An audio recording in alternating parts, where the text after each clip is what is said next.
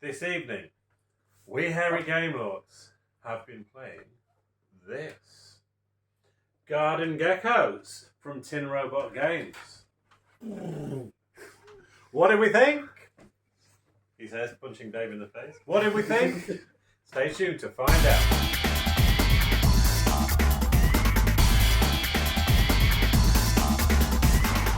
We've been sent what is, to be honest, looks like a pretty much straight out. If this is a prototype, it's a really well-made prototype. Good. Pretty much a finished product. I don't know what else there might be available in terms of the Kickstarter. Usually there are additional stretch goals and things. They may or may not be things that will be thrown in. So go and have a look. Go and check it out. So tell us about Garden Geckos. So you lick your own eyeball, please. No, but I can lick yours if you want me to. Oh, please. There's an offer you don't get every day.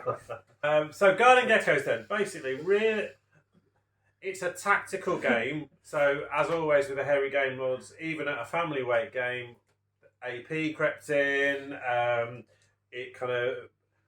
There was a lot of staring at the board, working out how am I best going to maximise what I'm going to do.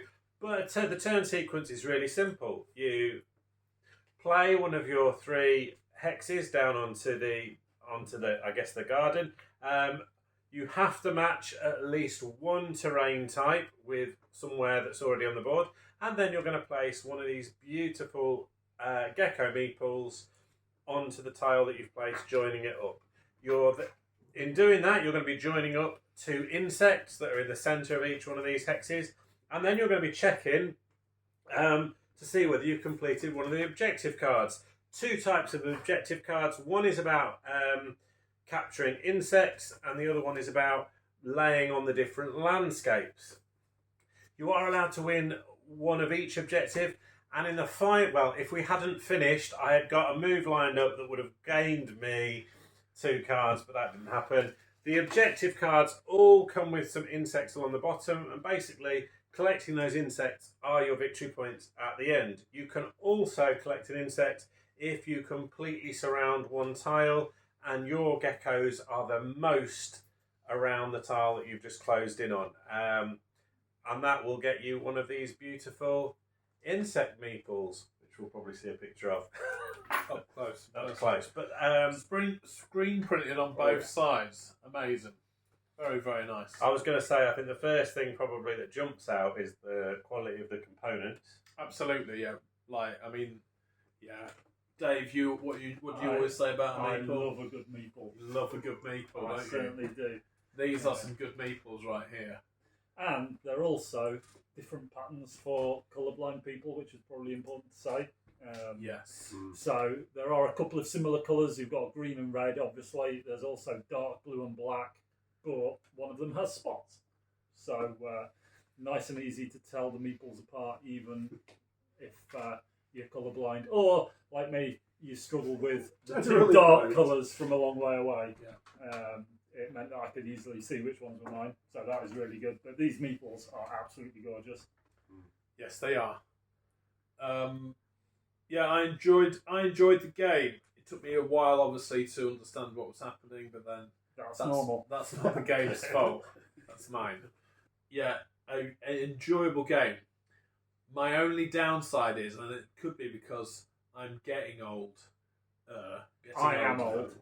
Dave also struggled with this a lot because he is old, and I'm getting older. And that is, well, Dave, do you want to say?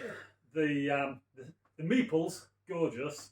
The tiles are almost too gorgeous. Yeah. And individually, they look fantastic. And I love the purple and yellow flower spot, the orange and dark blue flower. However, when they're on a table all together, there's just too much stuff going on, and I think we were all getting brain overload just from the clash of colours. So there's bright blue water, there's yellow sand, there's rocks, there's grass, and then there's 2 multicoloured flower ones, coupled with then geckos connecting them in different colours. My brain was just fried, just to the extent I was having to not look at the board to plan my move. That's my excuse anyway. Obviously, get it in now before anybody else says. Yeah. But I was struggling to actually take in where all of the different tiles were overlapping and what was going on because there was just too much. And normally, me and Ange especially loves the artwork. Absolutely. But for once, I would say the artwork needs toning down a couple of steps. Even if there was a bit of the saturation of the colour was even just brought down a little bit more. So, because it is for me, I could feel myself getting a migraine. I was like, oh, that word. I couldn't look at the board for too long, and also, therefore, again, that might be why I did so appallingly because I just couldn't focus. Yeah. You see, I think I would have found an extra 2 points. If I'd been able to focus. You did pretty well, Dave. I think I would have found an extra 10. It's the only thing I have against the game, though, because I think there's just something about there's a lot of visual information because you've got your hexagons, and hexagons are kind of like, I don't know, you've got a six-sided. That's a lot of sides, but then you've got like these diamond shapes on each of the hexagons, but then they also interlock, and you've got the thing of connecting bugs across them, and so there's a lot of making sense of shapes. I think if you are neurodiverse, this might be information overload. So this, that's the only thing I have against it. But, it really took the most thought that you took when you're playing this game isn't what you're going to do, it's what's going on and how do I use this information. Because very quickly you've got quite a few places you could, after the first couple of turns, there's a lot of places you can put your hex down. And actually where you place the hex, you've got to be thinking about not just you could be going after the objective cards because they come with anywhere from 2 to 5 points on them. So getting hold of an objective card is really important. But there's an advanced rule whereby on these cards where you've got the different insects printed on them, if you can cover those insect spaces with meeples, you double your scoring. So getting hold of the insects is also really important. But to get them, you've got to be watching where there are spaces for closing in tiles to get the insects. But that might not help you with the objective. So you've always got that kind of balance of choice of which way you want to play. And underneath all that, you start the game, as always, in this type of game, well, as often, we also get given a secret kind of bonus scoring objective. And there are some that are bug-based, so you get an additional 2 points for each of that bug that you've managed to collect. So many bugs. And then also there's there's a landscape one, what you're trying to get, I guess, is for the one that you've picked, the largest contiguous area, so a bit like that if you've played Cascadia where you score at the end, having the largest landmass of that particular type. So sometimes you've also got to be thinking end game, do I want to go after my objectives, do I want to go after insects, or actually do I just want to almost waste a turn to gain myself some points at the end of the game, which might make the difference. So it's arguably, I'd say, it's on the lower in terms of weight of the game, but there's still enough choice in there that created AP around this table, which isn't particularly difficult. But I think you probably could play it. I think you could play this quite comfortably with a family game. It's a family weight game. It's clearly a family weight look of a game.